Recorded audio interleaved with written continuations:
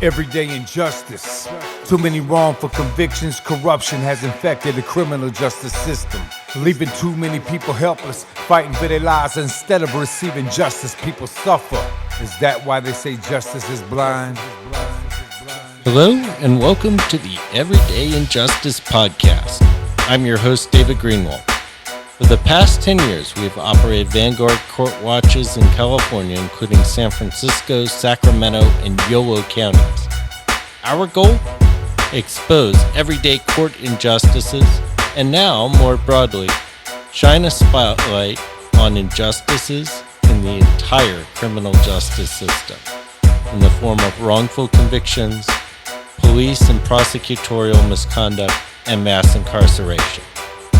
This podcast hopes to take it a step further and highlight criminal justice reform on a national level. Everyday injustice.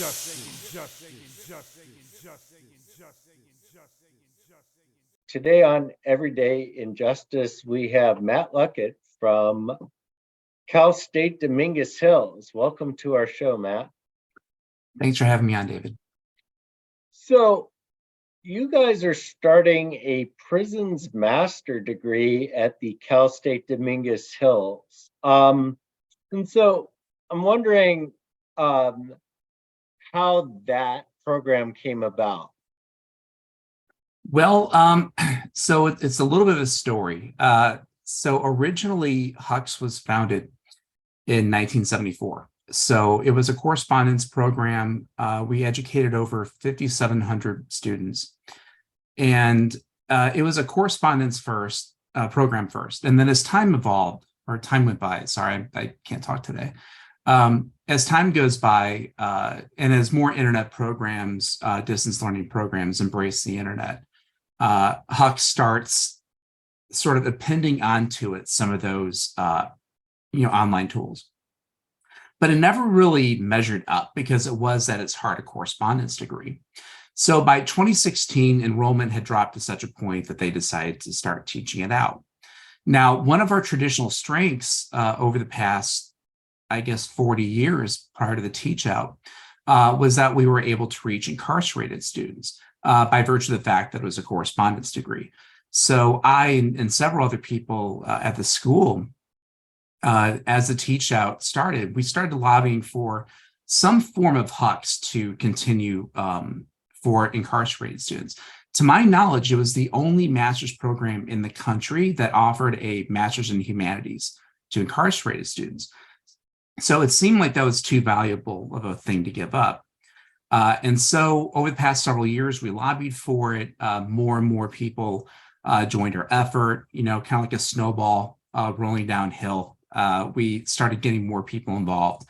And so we've got to the point now where this fall we're going to be launching. So it's a brand new program, a new curriculum. For the most part, it's a new curriculum, and mostly new faculty, and it's been revamped, but we've focused our efforts this time on incarcerated students. So instead of this being a program that sort of by default was the only program available for incarcerated students, we're going into this with intentionality of optimizing it for incarcerated students and doing everything that we can to,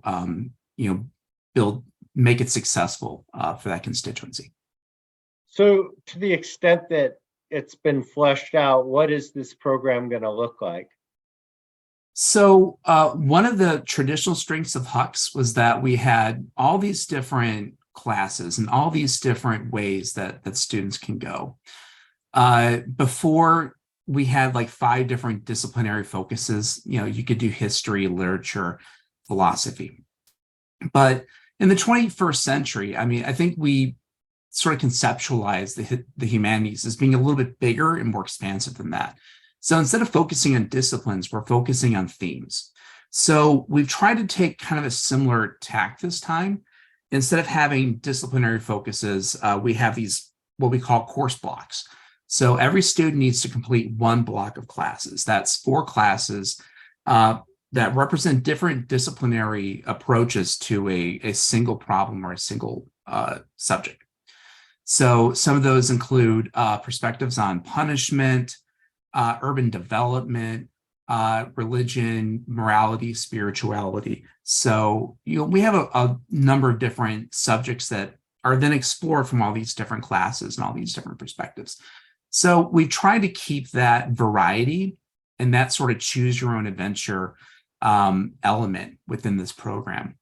One other thing that we did was our previous program had a thesis requirement, but given the constraints of incarcerated education, the fact that there's just not a whole lot of primary sources available, sort of the logistics, I think, really militated against that. So instead, we have a capstone experience where students reflect then on their journey up until that point, the classes they've taken, the things they've learned, and then they apply it to the future. What do they plan on doing with this degree?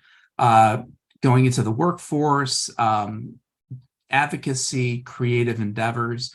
So that's sort of their opportunity to then connect their studies with what they conceive of as being sort of their future path. So what is your background and how did you get interested in this particular program? Well, so I have a PhD in history, and I think like a lot of people with PhDs in history these days, I had a lot of difficulty finding a tenure track job, which is to say I didn't. And so I was teaching part-time down in Los Angeles.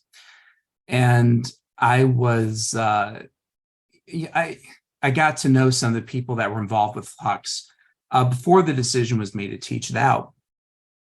And so then when they made the teach out decision, they sort of appointed me to do it.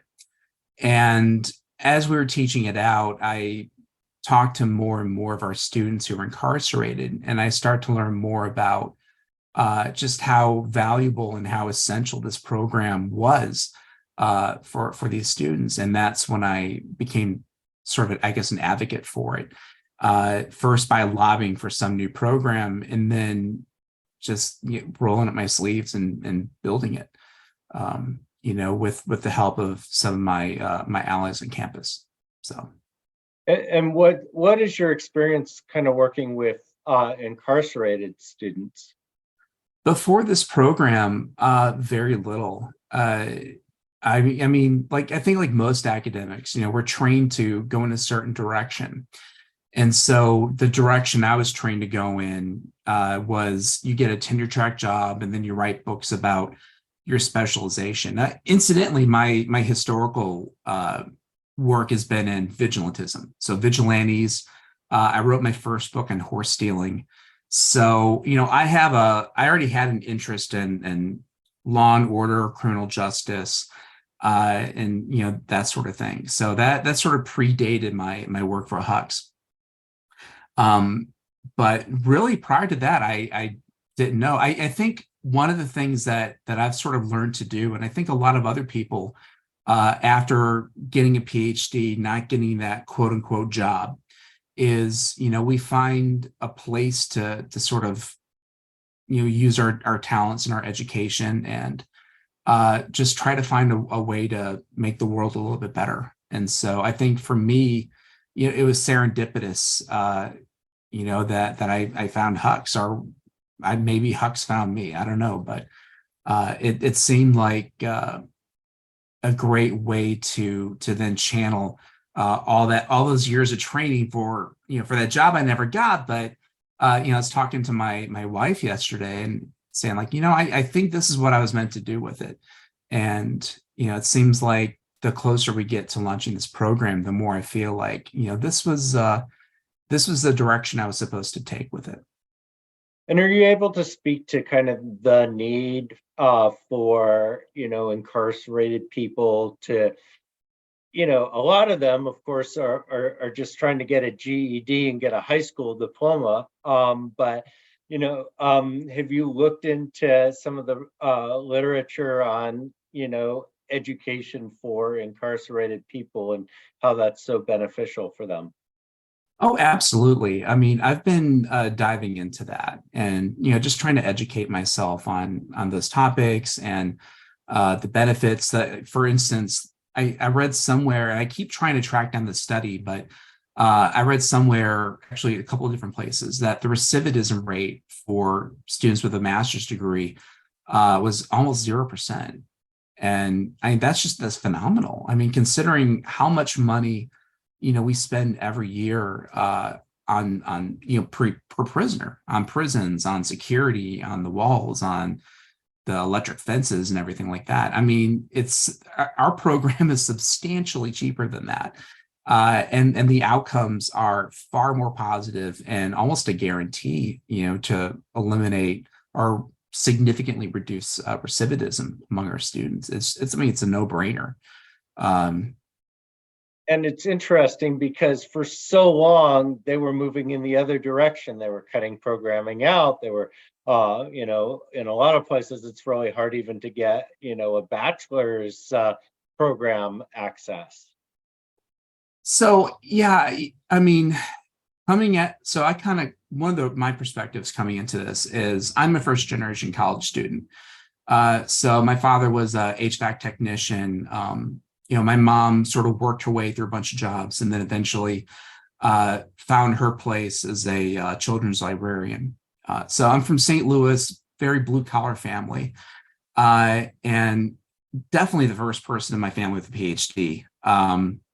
First generation bachelor's. And so I understand just how precious it is and how not standardized it is for people to have a bachelor's degree.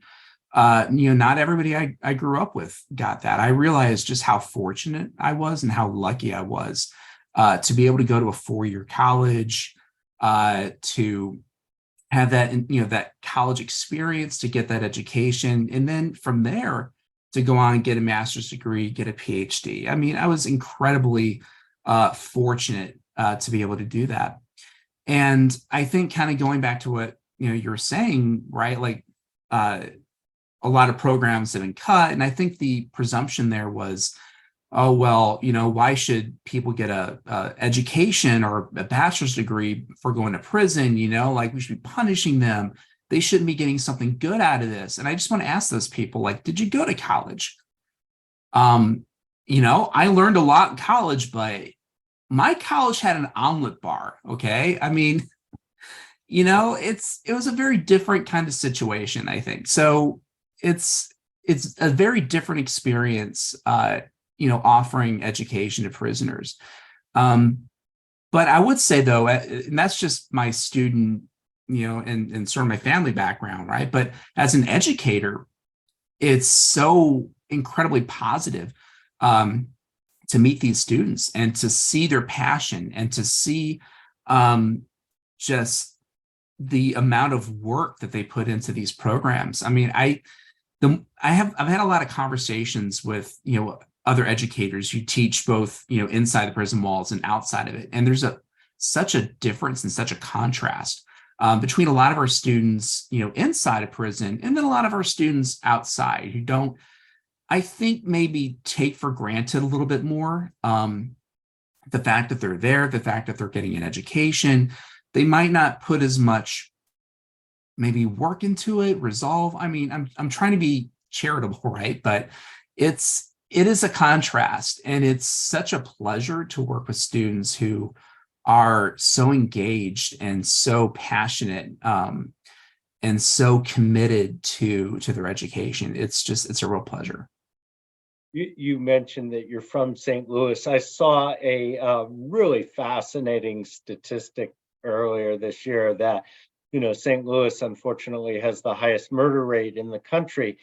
And I forget the years, but basically over like a 5-year period, none of the murders in St. Louis involved either as a victim or an offender somebody who had a high school diploma or more. Wow, I hadn't heard that, but that makes a lot of sense. It's stunning, but it makes sense at the same time. Yeah, St. Louis, and this is just one of those weird sort of this could be a Jeopardy question, right? I mean, like St. Louis City and St. Louis County are very different. They have actually completely different county governments. St. Louis is an independent city, so it's cut off in the tax base of the county, like almost completely. And so white flight, I think guts the city more deeply, and just robs it of even more resources than you would see in other places, right? Like I live in Sacramento, and so there's certainly white flight here, but Sacramento City and Sacramento County share a lot of those resources, whereas when you go to St. Louis, it stops at the city border. And so at that point, like your entire tax base is there. And so as that becomes more economically depressed, it just enters this spiral. And having left the city, I mean, it's watching that continue to happen. It's been very sad and depressing.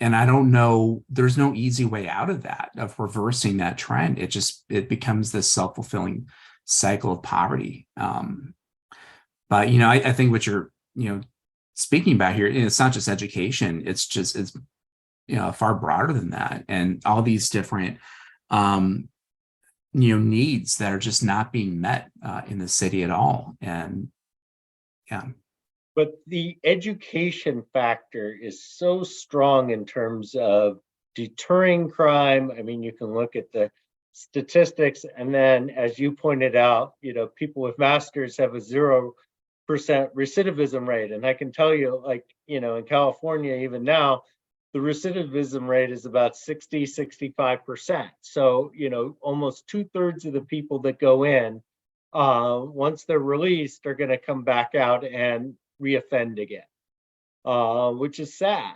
And it seems like, we know ways to prevent this. We just have to put the resources in.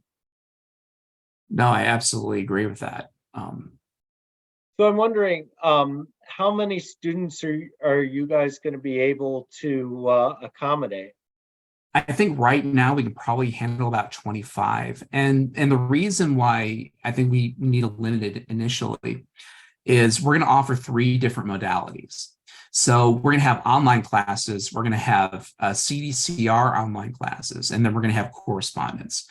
So, our online classes, we want these to be sort of gold star certified classes, just the best you can do, like the Michelin star of online classes, right? Like Quality Matters certification and everything like that. We want that to be our starting point, because we feel it's important to emphasize to our students that we are giving them and providing the best education we can, right? And part of that's just this growing historical sort of pejorative.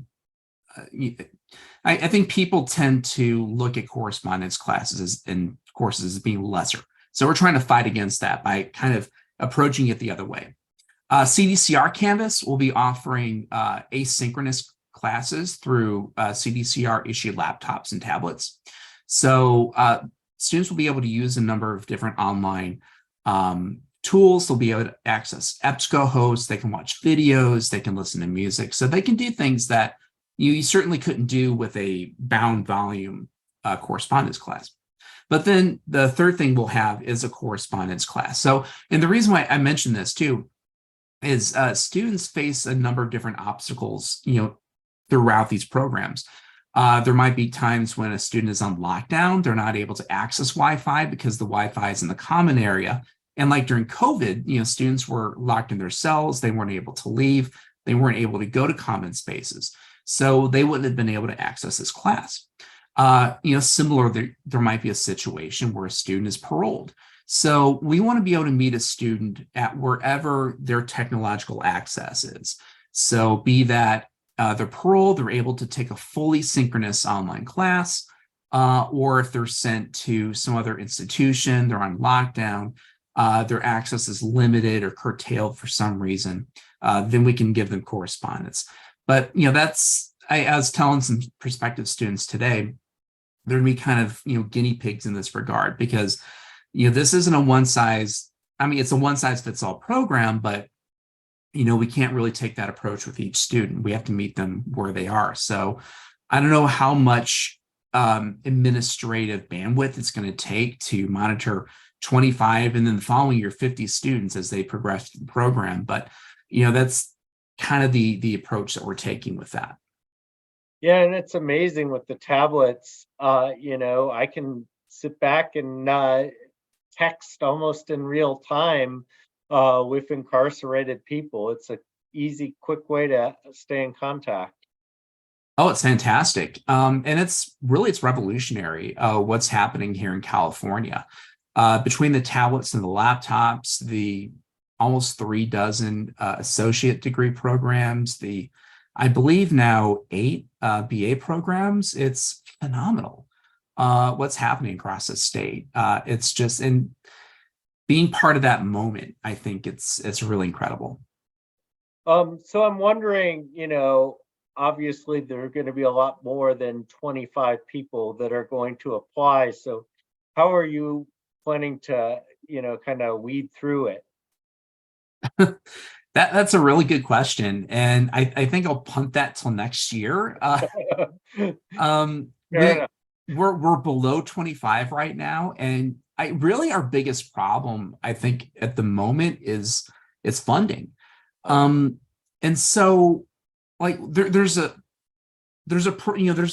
good things, like the good news and the bad news, right? So the good news for us is that our program is technically an extension side program. So we're able to offer a lot of classes for a lot less money than you'd be able to offer like stateside. We're able to hire a pretty big faculty because we have enrollment-based faculty compensation as opposed to like paying one faculty member for 3 credit units, which is typically what happens like on the stateside part of campus. I mean, it's a little bit of inside baseball, but I bring that up because that gives us the capacity and the bandwidth and the scalability to offer 4, 5, 6 different blocks down the line if we want to, and to have 25, 30, 40, 50 students in the long run, which is something that we will be able to do. So it's scalable in that regard.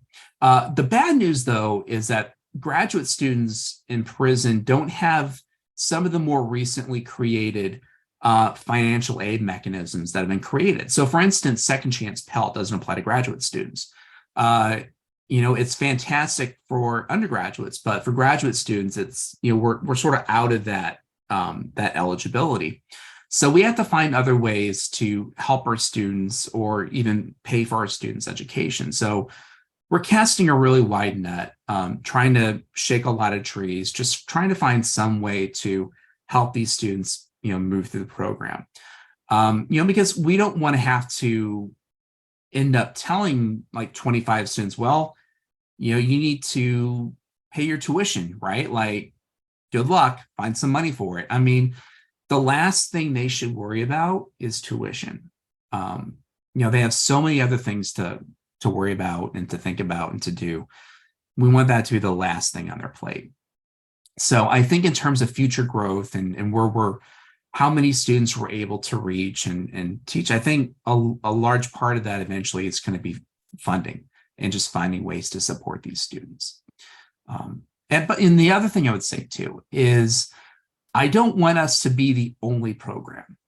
Obviously I don't want 5 other Masters of Humanities programs coming out, but we've also tried to be kind of a one size fits all, almost like Catholic kind of, degree that reaches everything and has, sort of like the Big Tent degree.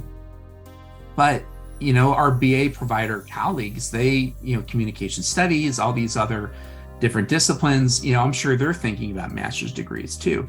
And I think fundamentally what these students want is choice, right? I mean, we could be the first and I would aspire to be the best, but I don't think it's in anyone's interest for us to be the only ones. So I'm hoping, as these cohorts and these graduating, like the combined graduating classes of CDCR undergraduates getting their diplomas, grows, with every year and with every new program. Hopefully in time there will be more master's programs to offer as well. Very good. Well, I appreciate you taking time out from your schedule to chat with me about this program. I agree. I'd love to see it expand, because I think, the more we can get education into the prisons, the better off we're going to be. Absolutely. I mean, it's one of the best no-brainer investments we can make. Yeah. And I'm looking forward to launching in the fall and moving the case forward. We've been talking with Matt Luckett from Cal State Dominguez-Hills. They're starting a prison master's degree program. This is Everyday Injustice. I'm your host, David Greenwald. Join us again next time for more tales from the injustice system. Thank you to George Powell and Norman Mousequake Barrett for the use of our opening, Everyday Injustice. You can see more of George's music at www.justiceforgeorgepowell.com. That's Justice for George Powell, all one word, .com.